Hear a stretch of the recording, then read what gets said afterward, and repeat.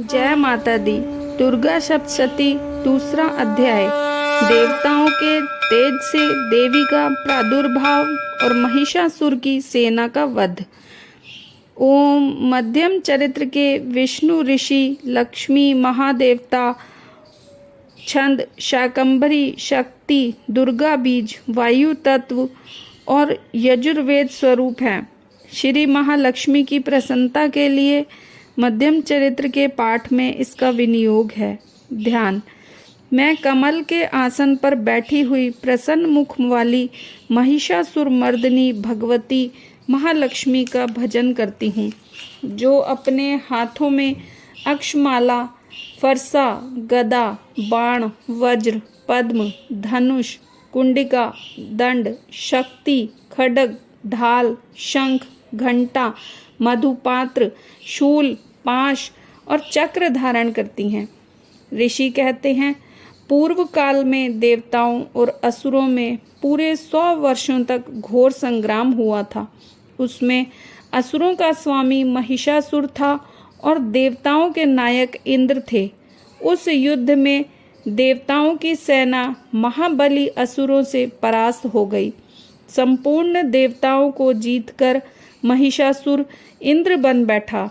तब पराजित देवता प्रजापति ब्रह्मा जी को आगे करके उस स्थान पर गए जहाँ भगवान शंकर और विष्णु विराजमान थे।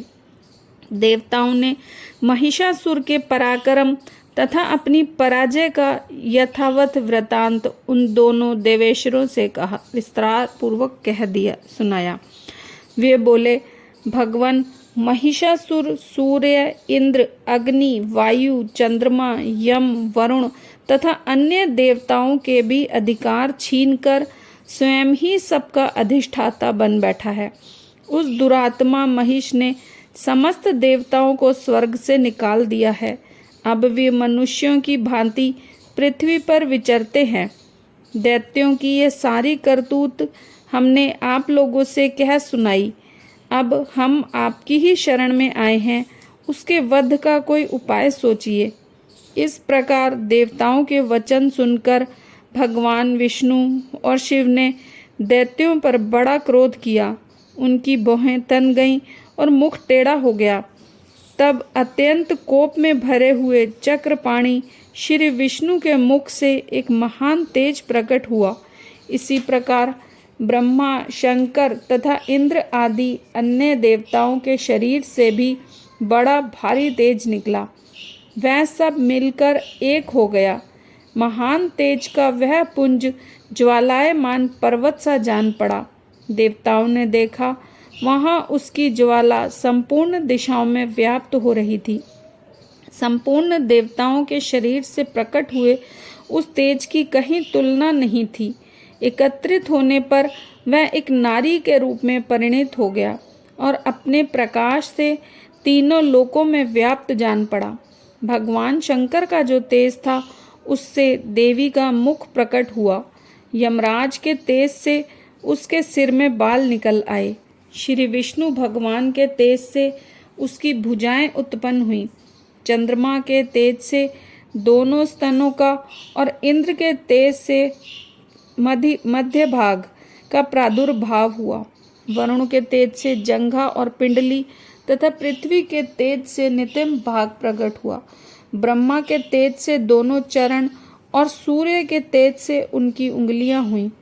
वसुओं के तेज से हाथों की उंगलियां और कुबेर के तेज से नासिका प्रकट हुई। उस देवी के दांत प्रजापति के तेज से और तीनों नेत्र अग्नि के तेज से प्रकट हुए थे। उसकी भौहें संध्या के और कान वायु के तेज से उत्पन्न हुए थे। इस प्रकार अन्याय देवताओं के तेज से भी उस कल्याणमयी देवी का आविर्भाव हुआ। तदंतर समस्त देवताओं के तेज पुंज से प्रकट हुई देवी को देखकर महिषासुर के सताए हुए देवता बहुत प्रसन्न हुए। पिनाकधारी भगवान शंकर ने अपने शूल से एक शूल निकालकर उन्हें दिया। फिर भगवान विष्णु ने भी अपने चक्र से चक्र उत्पन्न करके भगवती को अर्पण किया। वरुण ने शंख भेंट किया। अग्नि ने उन्हें शक्ति दी। और वायु ने धनुष तथा बाण से भरे हुए 2 तरकश प्रदान किए। सहस्त्र नेत्रों वाले देवराज इंद्र ने अपने वज्र से वज्र उत्पन्न करके दिया और ऐरावत हाथी से उतारकर एक घंटा भी प्रदान किया। यमराज ने काल दंड से दंड, वरुण ने पाश, प्रजापति ने स्फटिकाक्ष की माला तथा ब्रह्मा जी ने कमंडल भेंट किया। सूर्य ने देवी के समस्त रोमकूपों में अपनी किरणों का तेज भर दिया। काल ने उन्हें चमकती हुई ढाल और तलवार दी। क्षीर समुद्र ने उज्जवल हार तथा कभी न जीर्ण होने वाले 2 दिव्य वस्त्र भेंट किए। साथ ही उन्होंने दिव्य चूड़ामणि, 2 कुंडल, कड़े, उज्जवल अंधचक्र, सब बाहुओं के केयूर, दोनों चरणों के लिए निर्मल नुपुर, गले की सुंदर हंसली तथा सब उंगलियों में पहनने के लिए रत्नों की अंगूठी भी दी। विश्वकर्मा ने उन्हें अत्यंत निर्मल फरसा भेंट किया। साथ ही अनेक प्रकार के अस्त्र और अभेद्य कवच दिए। इनके सिवा मस्तक और वक्षस्थल पर धारण करने के लिए कभी न कुम्हलाने वाले कमलों की मालाएं दी। जल्दी ने उन्हें सुंदर कमल का फूल भेंट किया। हिमालय ने सवारी के लिए सिंह तथा भांति भांति के रत्न समर्पित किए। धनाक्ष कुबेर ने मधु से भरा पान पात्र दिया तथा संपूर्ण नागों के राजा शेष ने, जो इस पृथ्वी को धारण करते हैं, उन्हें बहुमूल्य मणियों से विभूषित नागाहार भेंट दिया। इस प्रकार अन्य देवताओं ने भी आभूषण और अस्त्र शस्त्र देकर देवी का सम्मान किया। तत्पश्चात उन्होंने बारंबार अट्टहास पूर्वक उच्च स्वर से गर्जना की। उनके भयंकर नाद से संपूर्ण आकाश गूंज उठा। देवी का वह अत्यंत उच्च स्वर से किया हुआ सिंहनाद कहीं न समा सका। आकाश उसके सामने लघु प्रतीत होने लगा। सब उससे बड़े जोर की ध्वनि हुई, जिससे संपूर्ण विश्व में हलचल मच गई और समुद्र कांप उठे।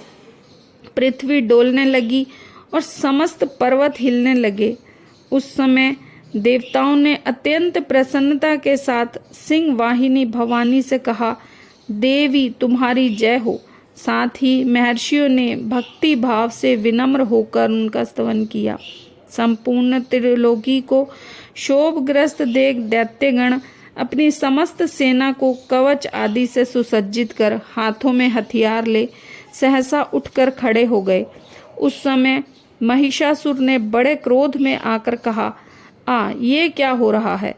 फिर संपूर्ण असुरों से घिरकर उस सिंहनाद की ओर लक्ष्य करके दौड़ा और आगे पहुंचकर उसने देवी को देखा, जो अपनी प्रभा से तीनों लोकों को प्रकाशित कर रही थी। उनके चरणों के भार से पृथ्वी दबी जा रही थी। माथे के मुकुट से आकाश में रेखा सी खिंच रही थी तथा वे अपने धनुष की टंकार से 7 पातालों को शुद्ध किए देती थी। देवी अपनी 1000 भुजाओं से संपूर्ण दिशाओं को आच्छादित करके खड़ी थी। तदंतर उनके साथ दैत्यों का युद्ध छिड़ गया। नाना प्रकार के अस्त्रों शस्त्रों के प्रहार से संपूर्ण दिशाएं उदासित होने लगीं। चिक्षुर नामक महान असुर महिषासुर का सेना नायक था। वे देवी के साथ युद्ध करने लगा। अन्य दैत्यों की चतुरंगनी सेना साथ लेकर चामर भी लड़ने लगा।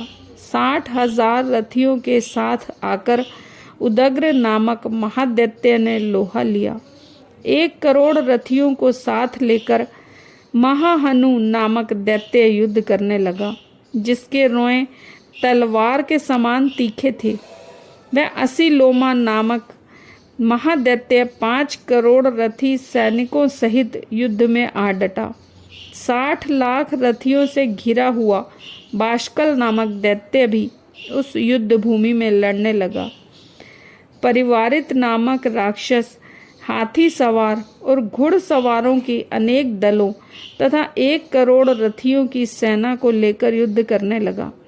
बिडाल नामक दैत्य 5 अरब रथियों से घिरकर लोहा लेने लगा।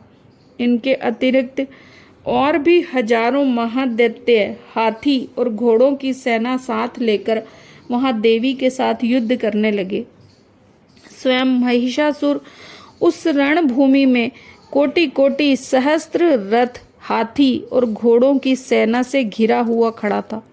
वे दैत्य देवी के साथ तोमर, भिंदीपाल, शक्ति, मूसल, खड्ग, परशु और पट्टिश आदि अस्त्र शस्त्रों का प्रहार करते हुए युद्ध कर रहे थे। कुछ दैत्यों ने उन पर शक्ति का प्रहार किया, कुछ लोगों ने पाश फेंके तथा कुछ दूसरे दैत्यों ने खड्ग प्रहार करके देवी को मार डालने का उद्योग किया। देवी ने भी क्रोध में भरकर खेल खेल में ही अपने अस्त्र शस्त्रों की वर्षा करके दैत्यों के वे समस्त अस्त्र शस्त्र काट डाले। उनके मुख पर परिश्रम या थकावट का रंच मात्र भी चिन्ह नहीं था। देवता और ऋषि उनकी स्तुति करते थे और वे भगवती परमेश्वरी दैत्यों के शरीर पर अस्त्रों शस्त्रों की वर्षा करती रही। देवी का वाहन सिंह भी क्रोध में भरकर गर्दन के बालों को हिलाता हुआ असुरों की सेना में इस प्रकार विचरने लगा मानो वनों में दावानल फैल रहा हो। रणभूमि में दैत्यों के साथ युद्ध करती हुई अंबिका देवी ने जितने निश्वास छोड़े वे सभी तत्काल सैकड़ों हजारों गणों के रूप में प्रकट हो गए और परशु, भिंदीपाल, खड्ग तथा पट्टिश आदि असुरों शस्त्रों द्वारा असुरों का सामना करने लगे। देवी की शक्ति से बढ़े हुए वे गण असुरों का नाश करते हुए नगाड़ा और शंख आदि बजाने लगे। उस महासंग्राम महोत्सव में कितने ही गण मृदंग बजा रहे थे। तदंतर देवी ने त्रिशूल से, गदा से, शक्ति की वर्षा से और खड्ग आदि से सैकड़ों महादैत्यों का संहार कर डाला। कितनों के घंटे के भयंकर नाद से मूर्छित कर मार गिराया। बहुतेरे दैत्यों को पाश से बांधकर धरती पर घसीटा। कितने ही दैत्य उनकी तीखी तलवार की मार से दो टुकड़े हो गए। कितने ही गदा की चोट से घायल हो धरती पर सो गए। कितने ही मूसल की मार से अत्यंत आहत हो रक्त वमन करने लगे। कुछ दैत्य शूल से छाती फट जाने के कारण धरती पर ढेर हो गए। उस रणांग में बाण समूहों की वृष्टि से कितने ही असुरों की कमर टूट गई। बाज की तरह झपटने वाले देवपीड़ित दैत्यगण अपने प्राणों से हाथ धोने लगे। किन्हीं की बाहें छिन्न भिन्न हो गई, कितनों की गर्दन कट गई। कितने ही दैत्यों के मस्तक कट कट कर गिरने लगे। कुछ लोगों के शरीर मध्य भाग में ही विदीर्ण हो गए। कितने ही महादैत्य जांघें कट जाने से पृथ्वी पर गिर पड़े। कितनों को ही देवी ने एक बाह, एक पैर, एक नेत्र वाले करके दो टुकड़ों में चीर डाला। कितने ही दैत्य मस्तक कट जाने पर भी गिरकर फिर उठ जाते और केवल धड़ के रूप में ही अच्छे अच्छे हथियार हाथ में ले देवी के साथ युद्ध करने लगते। दूसरे कबंध युद्ध के बाजों की लय पर नाचते थे। कितने ही बिना सिर के धड़ हाथों में खड्ग, शक्ति और सृष्टि लिए दौड़ते थे और एक दूसरे महादैत्य ठहरो ठहरो कहते हुए देवी को युद्ध के लिए ललकारते थे। जहाँ वह घोर संग्राम हुआ था वहाँ की धरती देवी के गिराए हुए रथ, हाथी, घोड़े और असुरों की लाशों से ऐसे पट गई थी कि वहाँ चलना फिरना असंभव हो गया था। दैत्यों की सेना में हाथी, घोड़े और असुरों के शरीर से इतनी अधिक मात्रा में रक्तपात हुआ था कि थोड़ी ही देर में वहाँ खून की बड़ी बड़ी नदियाँ बहने लगी। जगदम्बा ने असुरों की विशाल सेना को क्षण भर में नष्ट कर दिया। ठीक उसी तरह जैसे तृण और काठ के भारी ढेर को आग कुछ ही क्षणों में भस्म कर देती है, और वह सिंह भी गर्दन के बालों को हिला हिला कर जोर से गर्जना करता हुआ दैत्यों के शरीर से मानो प्राण चुन लेता था। वहां देवी के गणों ने भी उन महादैत्यों के साथ ऐसा युद्ध किया जिससे आकाश में खड़े हुए देवतागण उन पर बहुत संतुष्ट हुए और फूल बरसाने लगे। इस प्रकार श्री मार्कंडेय पुराण में सावर्णिक मनवंतर की कथा के अंतर्गत देवी महात्म्य में महिषासुर की सेना का वध नामक दूसरा अध्याय पूरा हुआ। जय जगदम्बा।